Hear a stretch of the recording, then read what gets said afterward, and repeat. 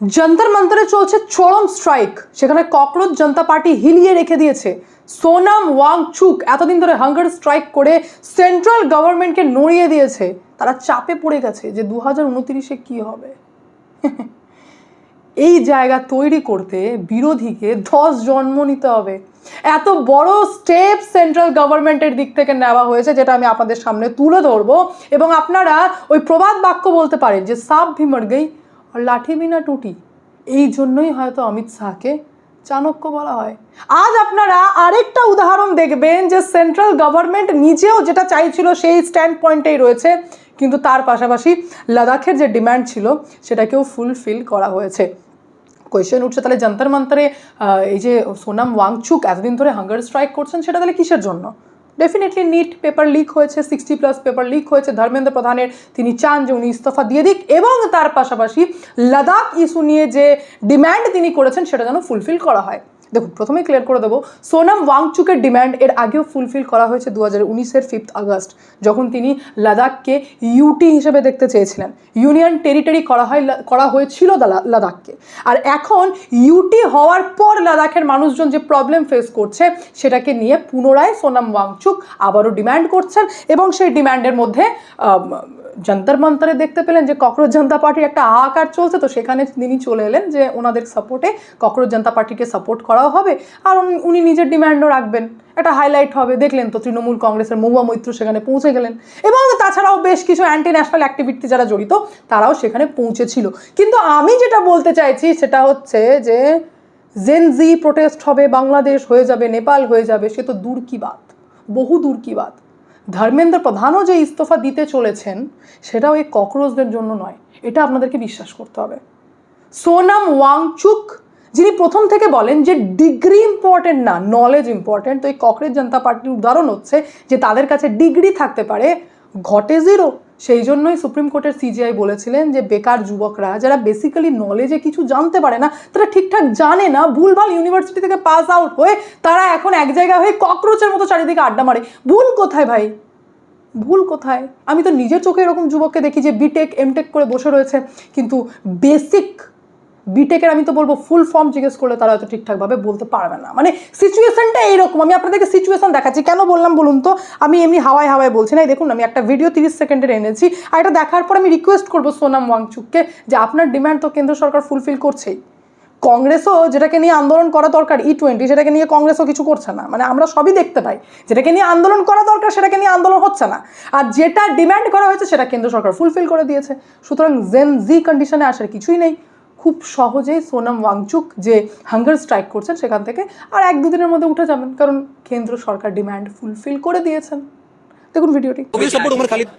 आई support Umar Khalid, yes, उसमें कोई बुराई नहीं है उनको सपोर्ट करने के लिए। लेकिन ये नारा लगाना कि भारत तेरे टुकड़े होंगे, ये नारा लगाना कि भारत को चिकन नेक से जो हम काट देंगे, आपको नहीं लगता कि ये वाकई में देशद्रोह वाला एक नारा हो चुका है? यू नो चिकन नेक क्या है? आपको पता है चिकन नेक क्या है? मुझे चिकन नेक के बारे में नहीं पता, ऑनेस्टली स्पीकिंग। लेकिन मैं 50 बार बोले हैं पढ़ने निकले वाले छात्रों को राजनीति से दूर रहना चाहिए। पढ़ाई लिखाई में ध्यान लगाओ, IAS बनो और देश को संभालो, लेकिन नहीं। অনেস্টলি আবার স্পিকিং, মানে স্মার্টনেসের চরম পর্যায়ে দিয়ে চিকেন নেক সম্পর্কে সে জানে না।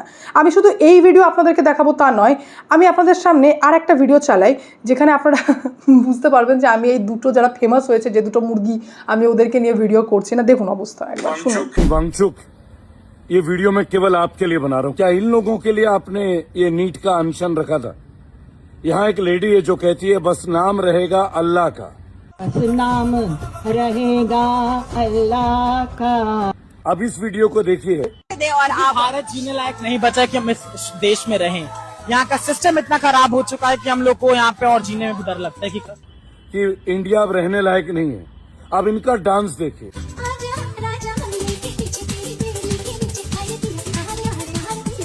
ये लोग नीट के लिए प्रोटेस्टर हैं। ये धर्मेंद्र प्रधान का इस्तीफा लेंगे। सोनम वांगचुक, हम लोग आपसे क्यों प्यार करते थे? 3 इडियट मूवी देखने के बाद पता चला कि भारत में कोई है जो इंडियन आर्मी के लिए आइस स्तूपा बनाता है। इतने सारे पेटेंट बराबर। ये अरुणादिति रॉय क्या कर रही है? कश्मीर भारत का हिस्सा नहीं है।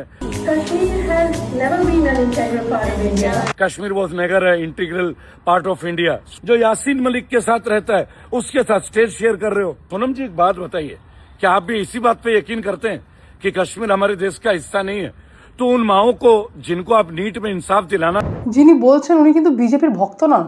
ওনার ভিডিও আপনারা দেখতে পারেন যে যথেষ্ট বিজেপি সরকারের কি কি খারাপ কি ব্যাপার সব নিয়ে উনি মুখ খোলেন, মানে বলতে পারেন এক কথায় যে অ্যান্টি বিজেপি। তিনি পর্যন্ত বলছেন যে প্রুফ দিয়ে দিয়ে যে এই যন্তর মন্তরে যে প্রোটেস্ট চলছে সেটা আর প্রোটেস্টে নেই, সেটা মানে অ্যান্টি ইন্ডিয়া প্রোটেস্ট চলছে, ভারতের কালচারের বিরুদ্ধে প্রোটেস্ট চলছে। তারা কি ডিমান্ড করছে তারা নিজে জানে না, গজগজ করে খাচ্ছে সোনাম ওয়াংচুকের সামনে। শেষ পর্যন্ত বাধ্য হয়ে সোনাম ওয়াংচুক বললেন যে লজ্জা করেন, আমি গান্ধীজি নয়, আমি গান্ধীজি নয়, আমার সামনে এইভাবে তোমরা খাচ্ছ। তো আমি বলছি যে একদম এই ককরোচদেরকে সিরিয়াস নেওয়ারই নেই। এরা জানেই না বেসিক্যালি যে সোনাম ওয়াংচুক কি, তার কি রয়েছে আমাদের দেশের প্রতি অবদান এবং কেন তিনি ফেমাস। এই ককরোচরা সেটা পর্যন্ত জানে না। সুতরাং আপনার হাঙ্গার স্ট্রাইক করা, আপনার নিজেকে কষ্ট দেওয়া ডিম্যান্ড কিন্তু সেই সরকারই ফুলফিল করলো। এই ককরোচরা তো খাবার খেতেই ব্যস্ত ছিল, তাই না? মমতা ব্যানার্জির মতো লিডাররা কী ভাবছেন ভালো করে বুঝুন আমি কেন বলছি এই কথাগুলো।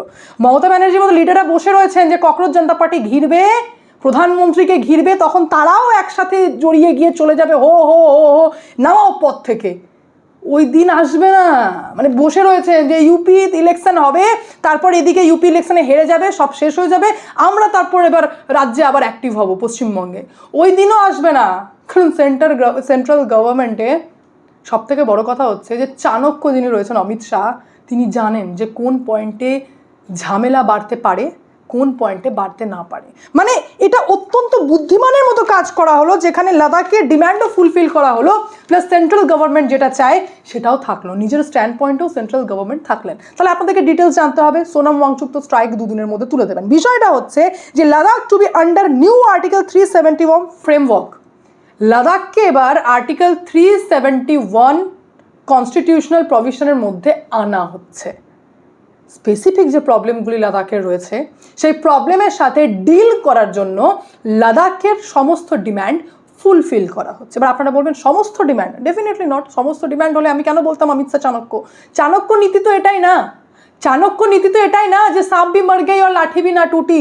সেম ব্যাপার হচ্ছে লাদাখের ডিম্যান্ড যেমন ফুলফিল করা হচ্ছে, সেন্ট্রাল গভর্নমেন্ট নিজের দিকে যে স্ট্যান্ড পয়েন্ট রয়েছে সেটাও ভুল না।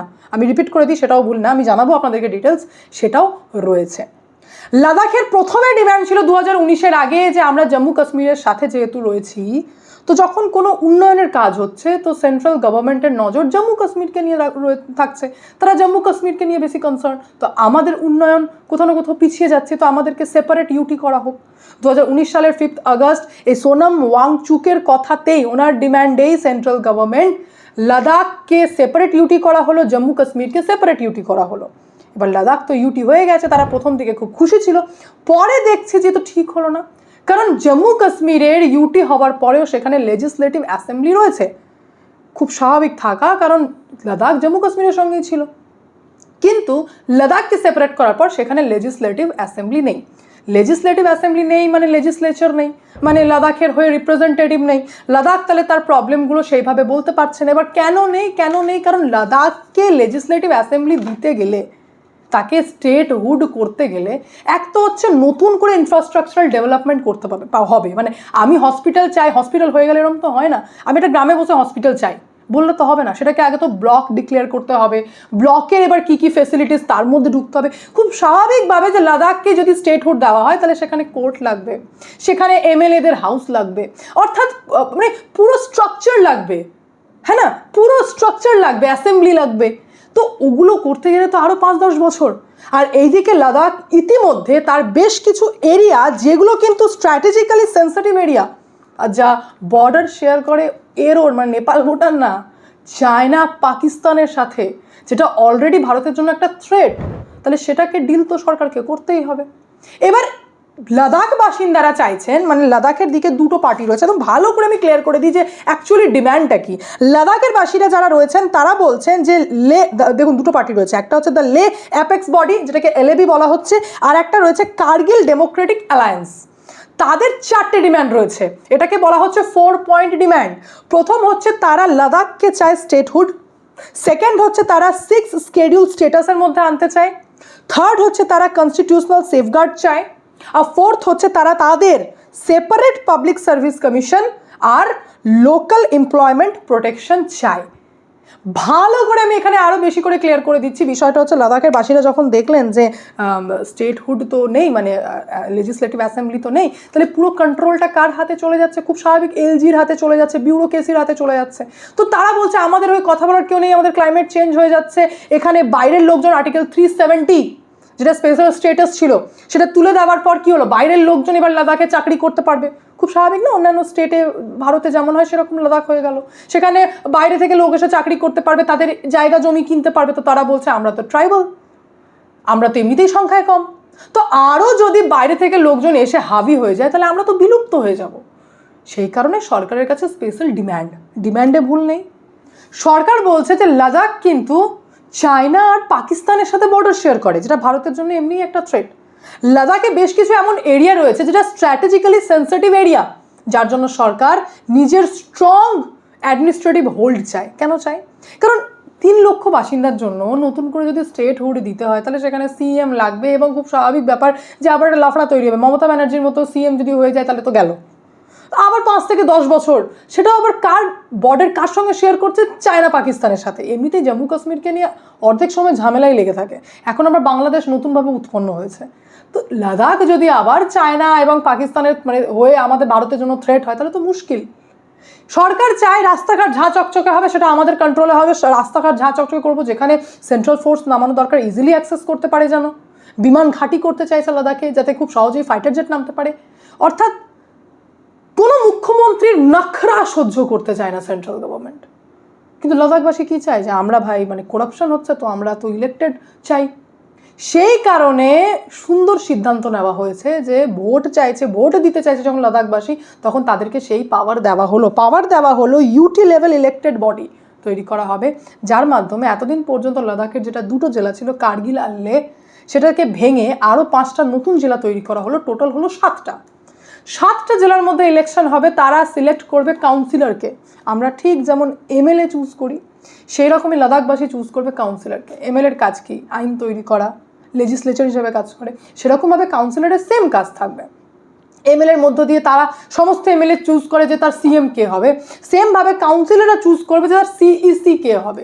সিইসি মানে হচ্ছে চিফ এক্সিকিউটিভ কাউন্সিল, যার মাথার ওপর থাকবে এলজি, লেফটেন্যান্ট গভর্নর।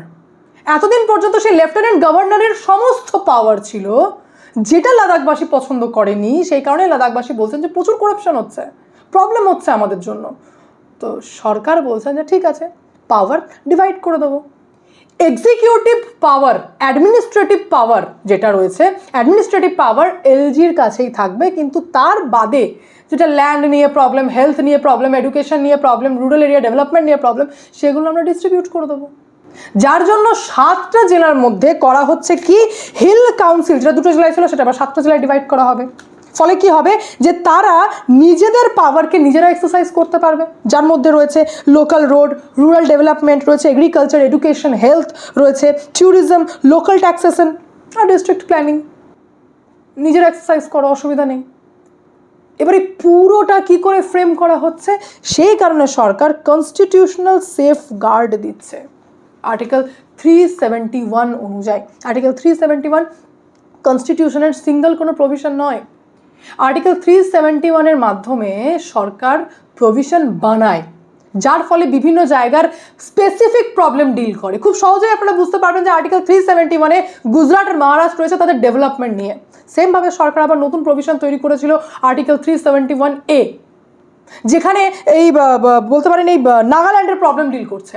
আর্টিকেল 371B-কে তৈরি করা হলো, যেখানে আসামের প্রবলেমকে ডিল করা হচ্ছে। আর্টিকেল 371C-কে তৈরি করা হলো, যেখানে মণিপুরের প্রবলেমকে সলভ করা হচ্ছে। এইভাবে বেশ কিছু প্রভিশন রয়েছে আর্টিকেল 371-এর মধ্যে। তার মধ্যে নতুন একটা প্রভিশন তৈরি করা হবে এই লাদাখের জন্য, যাতে লাদাখবাসী যে প্রবলেম বলছে যে আমরা ভোট দিতে চাই, আমরা পাওয়ার চাই, পাওয়ার ডিস্ট্রিবিউট হোক, তো সেটাকে পুরোটাকে আর্টিকেল 371-এর আন্ডারে লাদাখকে এনে স্পেসিফিক প্রবলেম ডিল করার জন্য নতুন প্রভিশন গভর্নমেন্ট তৈরি করতে চলেছে। তাহলে লাদাখবাসীর প্রবলেম সলভ, আর সেন্ট্রাল গভর্নমেন্ট যেটাকে নিয়ে কনসার্ন, যে সেন্সিটিভ এরিয়া রয়েছে, অ্যাডমিনিস্ট্রেটিভ হোল্ড চাই, তো সেটা তো এলজির হাতে এমনিতেই থাকলো। এইবার এলজি আর সিইসির মধ্যে ঠিক কতটা পাওয়ার ডিস্ট্রিবিউট হবে সেটা তো ল ফ্রেম হওয়ার পরেই আমরা জানতে পারবো। কিন্তু আপাততর জন্য সোনাম ওয়াংচুক যা ডিমান্ড করেছিলেন সেটা ফুলফিল হতে চলেছে। ইউটির ডিমান্ডের সময়ও ফুলফিল হয়েছে, আর এইবারটাও ফুলফিল হতে চলেছে। ধর্মেন্দ্র প্রধান এমনিতেই পদত্যাগ করতে চলেছেন, পুরো মন্ত্রিসভা নতুন করে তৈরি হবে, এই খবরটা আমাদের কাছে অলরেডি রয়েছে। তার মানে যন্তর মন্তরে ওই ককরোচ জনতা পার্টির জন্য সোনাম ওয়াংচুকের মতো এত বিশিষ্ট একজন ব্যক্তিত্বের না খেয়ে আন্দোলন করার জাস্ট কোনো মানে হয় না। দুর্ঘটনা যদি ঘটে যায় এই ককরোচ জনতা পার্টি কিচ্ছু করতে পারবে না। মানে এরা বেসিক্যালি কিছু জানেই না। যারা হাঙ্গার স্ট্রাইককে সম্মান দিতে জানে না, যারা নিজেরা গজগজ করে খায়, সে কি বুঝবে যে সোনাম ওয়াংচুকের মতো ব্যক্তিত্বের ভ্যালু কি আমাদের দেশের জন্য, যেটা কি সেন্ট্রাল গভর্নমেন্ট বুঝলো। বাকি পুরো বিষয় নিয়ে আপনাদেরকে মন্তব্য অতি অবশ্যই কমেন্টের মাধ্যমে জানান। আমি এখানে এন্ড করি, দেখা হচ্ছে নেক্সট ভিডিওতে। ভালো থাকবেন, সুস্থ থাকবেন, সঙ্গে অদ্বিতীয় চ্যানেলকে অতি অবশ্যই সাবস্ক্রাইব করবেন, কারণ একটাই, যা হবে স্পষ্ট হবে।